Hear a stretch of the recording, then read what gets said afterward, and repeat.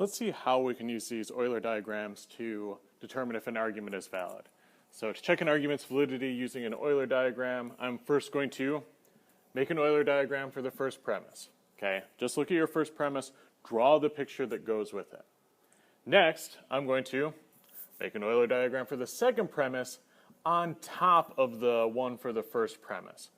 Okay, this is kind of the hardest step because I need to start drawing pictures on top of pictures, and also I need to be able to check out what if I could have drawn a different picture.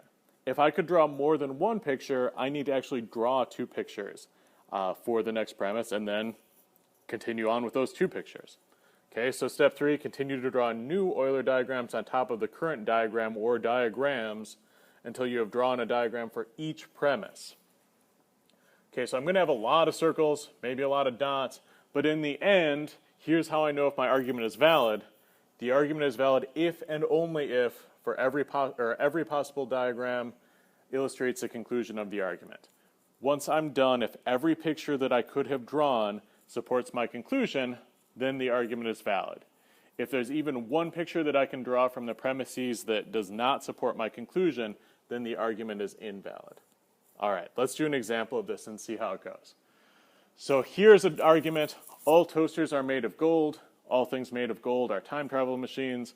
Therefore, all toasters are time travel machines. I don't know how many times I've heard this argument, but it's been a lot. And every time I hear it, I'm like, oh yeah, I know that argument. It's very common. Read about it all the time. Anyway, all toasters are made of gold is my first premise. So this is a premise of the all A are B type. So I need a circle here for toasters and a circle for things made of gold. And I need the one for toasters inside of the one that is things made of gold.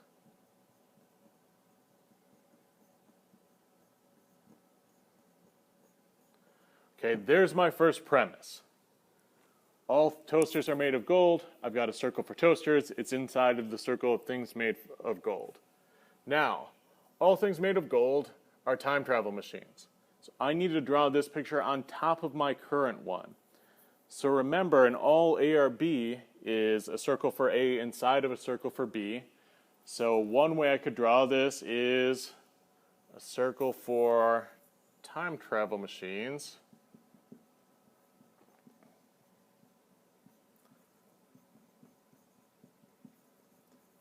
Around my circle for things made of gold.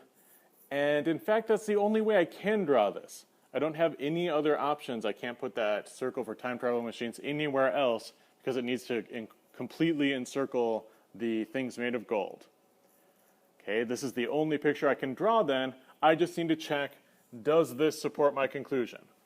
All toasters are time travel machines. Well, when I look at the circle for toasters, I see it is in fact entirely inside of the circle of things that are time travel machines. So that does match my premise.